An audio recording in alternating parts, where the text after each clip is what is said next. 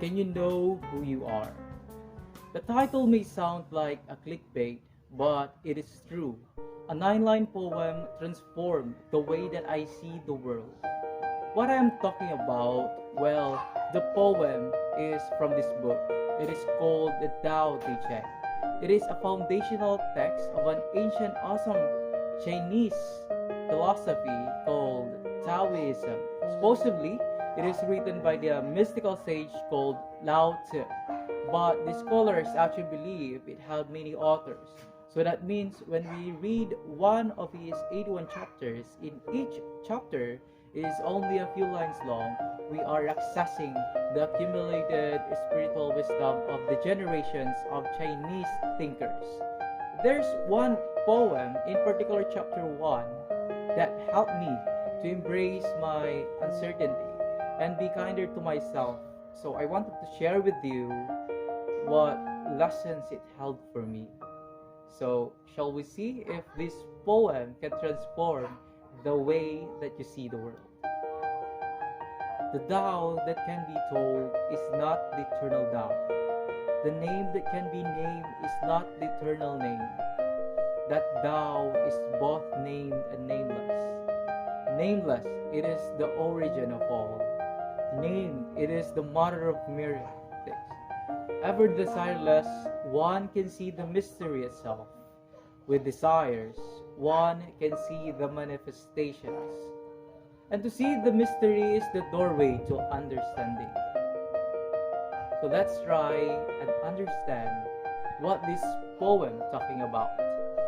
The first question is that, what is thou? Well, it is literally translated as the way. It refers to the underlying order in the universe, but it is also everything in the universe. So the mystery of the way means we understand how people and nature work, so we become effortless, effective like a sage, or have a life free of anxiety and free of stress like a bird singing on the trees. The first two lines of the poem say, the Tao that can be named is not the eternal Tao. The name that can be named is not the eternal name. What did what what he's trying to allude is that the Tao, the world itself, are not the things that can be fully understood with the intellect alone. This is a bit strange idea, right? Most religious and philosophies, they preach they preach certainty. In the Bible teaches that God is all knowing and all God, and that if you follow a set of rules, you'll go to heaven. So what are the Taoists in the very first line of their Bible teaching that the Tao cannot be told? Well, for one thing, the poem recognize the limits of the language. He is trying to describe love with words. You can feel love, you can know love, but words never do it injustice. And what about your hands? We all know how to open and close our hands. We can physically do it, but can you describe it with words? No. These examples are allude to the existence of the knowledge that exists on a non-intellectual level. We can know things without being able to describe them. Since the ultra-rational scientists may respond just like stupid, but one day science will be able to explain everything. But there are just questions that lie outside the realms of science, such as why are we here? Why are we conscious? Is there a God? Even if God existed, came down from heaven and said, I made who thee. We'd have to understand how God worked, and if God had of gods, the gods, and into infinity, there is just a profound, unavoidable mystery involving in our very existence. Right? So we've got this to this stage where we've recognized the mystery of the existence. But when I read this book, You know, it makes me think why I do hold myself to such a very high standard. I am currently thinking what I want to do on my career, and there's so many options. It is hard to know what the right thing to do, and that's exactly the issue. I'm searching for the right answer, but to get the right answer, I have to account for an infinite number of variables, many of which I can't even conceive of. So it is impossible task, and yet I still look for the right answer. But we all do right not knowing what coming next is scary, and that makes me profound uncertainty. That is why every culture on every continent have religious stories about the world, a rule book to follow a good life because it is reduces uncertainty. But this passage reminds us there is a mystery inherent in life. Either we can choose to fight it hopelessly, trying to control everything, or we can let go, embrace uncertainty, go with the flow, and find that things work out, life becomes easier. So when I feel like paralyzed between lots of options, I say, let go, let down. Regularly do this, let go and let down, because it's just releasing me to not let the perfect be the enemy of good. All I can expect of myself is to do what feels good, to put my best foot forward and step into the unknown. So yeah, as I am surrounded by a lovely big evergreen trees, been alive for 100 of years, but there's a question. How do you define what tree is? Is it the leaves, the branches, the trunk, or how about the roots as well? But if it's just those things, then soon the tree would die. It needs the soil, it needs the nutrients, if it needs the sun for its energy. So surely the soil and the sun are just as much part of the tree as the leaves. The reasons we're getting in a bother of defining trees because before as humans beings, we are a round of name stuff. The universe wasn't a collection of things, but instead a continuous flow of an energy. What Alan Watts says called the wiggly world. I really like that, and so that next line try to draw attention to the existence of the wiggly world and our naming addictions. Somehow the Tao is both name and nameless. Nameless, it is the origin of all. Name, it is the mother of miracles. The universe was nameless before humans came around. Thus, the Tao was the nameless everything, the origin of all. But it's also the mother of myriad things that we named in the world. For example, watering can, wall palette. Labeling the word is useful. It allows us to actually talk about the world, imagining a sentence without the noun. We've grown up thinking and talking using things, so we actually forget that these are just names.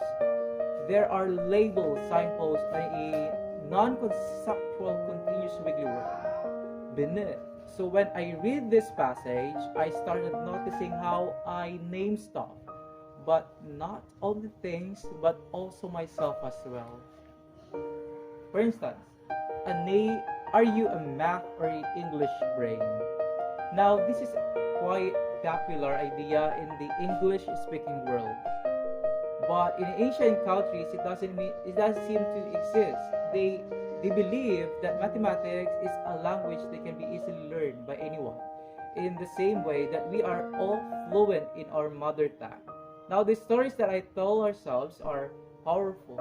You see, when an English child gets a math question wrong, they see it as evidence that they are not just a math brain. They give up. Whereas we as Christian kids, when we fail a math question, We see it simply as evidence that they need to try again, and the results are clearly an Asian countries, which have been outperforming Western countries for decades. If you ask me, the thing to do is to just start canning people again when I got things wrong. Someone just hit me that worked for me. I think it can work for the other country. These stories that to tell ourselves. Actually, I avoided writing for years because I just didn't think I had an English brain. But if the Tao name and nameless, that means that we are two. Alright? Name, what do you call yourself? A procrastinator? Ugly? Antisocial? But nameless, if you think about it, we are all a walking, talking, thinking, breathing miracle with near limitless potential. We are more remarkable, more resilient than we ever gave ourselves credit for. Imagine what we could do if we didn't perpetually keep ourselves down with the stories that are actually necessary and wrong. So I try to I try and catch when I'm naming myself. I take a breath and then look at my hand and just try and recognize I am this complex thing that can never be captured with words.